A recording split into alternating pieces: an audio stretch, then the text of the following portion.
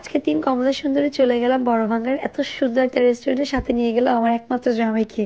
কি খেলাম, কি করলাম, কোথায় এই রেস্টুরেন্ট থাকছে আজকের ব্লগে ফুল ডিটেলসটা। হ্যালো এভরিওয়ান, আসসালামু আলাইকুম। কি অবস্থা সবার? আশা করছি আপনারা সবাই অনেক বেশি ভালো আছেন। সো আজকে খুব সুন্দর একটা দিন যাচ্ছে আমার, কারণ আজকে আমি আমার কাজিনদের সাথে আর আমার হাজব্যান্ডের সাথে বের হচ্ছি। বিয়ের আগে আমরা এই চারজনই একসাথে বের হইতাম, বিয়ের পর আমরা চারজন খুব একসাথে বের হই। একসাথে যখন বের হই অনেক বেশি এনজয় করি, অনেক বেশি আমরা আড্ডা দিই। সো আজকে আমরা যাচ্ছি বড়ভাঙ্গা মোড়ে, নতুন একটা রেস্টুরেন্ট আছে হাওয়াই। And এখানে এসে আমি অনেক বেশি হ্যাপি, কারণ এখানে বাইরে সুইমিং পুল ছিল। সো এটা ব্লগটা তোমাদের সাথে নেক্সটে শেয়ার করব। তারপর এখানে গিয়ে ফার্স্ট হচ্ছে আমি ফুড মেনু দেখে নিই, অ্যান্ড ফুড মেনুর প্রাইস দেখে আমি জাস্ট অবাক। এত রিজনেবল, এত বেশি রিজনেবল যেটা বলার বাইরে। প্রত্যেকটা ফুডের প্রাইস খুবই রিজনেবল। সো প্রথমে গিয়ে হচ্ছে আমরা একটু ভিডিও করে নিচ্ছিলাম, অ্যান্ড ভিতরে ইন্টোরিয়র ডিজাইনটা অনেক বেশি সুন্দর ছিল। অ্যান্ড আজকে আমি যে শাড়িটা পরে আছি এটা হচ্ছে ব্রাইট ইউর ফ্যাশন পেজ থেকে, এটার লিঙ্কটা আমি হচ্ছে কমেন্ট সেকশনে দিয়ে দিব। অ্যান্ড এই রেস্টুরেন্টের ইন্টেরিয়রটা যেমন সুন্দর, এখানে সবার ব্যবহারও খুবই সুন্দর ছিল। অ্যান্ড ওখানে গিয়ে হচ্ছে আয়নার আফটারও দেখি যে এক পাশ দিয়ে ওরা ছবি ভিডিও করা শুরু করে দেয়। অ্যান্ড আজকে আমরা তিনজনই শাড়ি পরেছিলাম।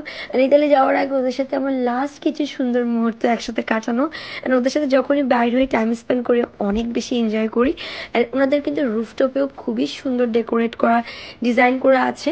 আর আপনারা চাইলে যারা হচ্ছে বিয়ের প্রোগ্রাম বা বিভিন্ন ধরনের এঙ্গেজমেন্টের প্রোগ্রাম করতে চান তারা কিন্তু চাইলে এখানে করতে পারেন, এখানে আলাদা করে স্পেস আছে। তারপর আমরা তিনজন চলে যাই রুফটপে, অ্যান্ড রুফটপে গিয়েও আমি আরও বেশি হ্যাপি, কারণ রুফটপের ভিউটা আরও বেশি সুন্দর। এখানে পার্মানেন্ট একটা ডেকোরেট করা আছে পিছনে ডিজাইন, যেখানে তোমরা বসে ঠিক আমার মতো সুন্দর সুন্দর ভিডিও করতে পারবা। যারা তাদের গার্লফ্রেন্ডকে, বউকে বা ফ্রেন্ডসকে হচ্ছে সারপ্রাইজ দিতে চাও তারা চাইলে কিন্তু এখানে কিছু অ্যারেঞ্জ করতে পারো। তারপর আমরা ৩ কমলা সুন্দর একটু ভিডিও করছিলাম তিনজন একসাথে। আমি ওদেরকে অনেক বেশি মিস করবো ইতালিতে গেলে, অ্যান্ড সাথে এই ব্যক্তিকে অনেক বেশি মিস করবো। ততক্ষণে আমাদের মিস করতে করতে আমাদের ফুড চলে আসে। অ্যান্ড এখানে আমরা অর্ডার করেছিলাম আমাদের fried rice, sizzling, chicken, vegetable. And সিজলিংটা জাস্ট দেখো, ওয়াও! এটার যে ধোঁয়াটা বেরোচ্ছে এটা দেখে বোঝা যাচ্ছে সিজলিংটা কী পরিমাণ টেস্টি হয়েছে। সে সাথে আমরা পিৎজা আর পাস্তা দিয়েছিলাম, কারণ আমি যখনই বাইরে যাই পিৎজা পাস্তা আমি খাবোই।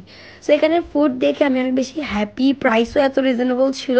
অ্যান্ড ফুডের কথা যদি বলি তাহলে ১০০তে ১০০, অনেক বেশি মজা ছিল। তারপরে আমরা কিছু জুস অর্ডার করি, যেখানে লেমন মিন্ট ছিল, অরেঞ্জ জুস ছিল, অ্যান্ড স্ট্রবেরি একটা মিন্ট ছিল, যেটা অনেক বেশি মজা ছিল। আর আমরা চারজন মিলে একসাথে শেকি করে অনেক আড্ডা দিচ্ছিলাম। অ্যান্ড লাস্টে হচ্ছে বিকালে আমরা পাস্তা পিৎজা যেটা অর্ডার করেছিলাম সেটা খাই। অ্যান্ড তারপরে হচ্ছে আমরা এখন চলে যাব রুফটপে।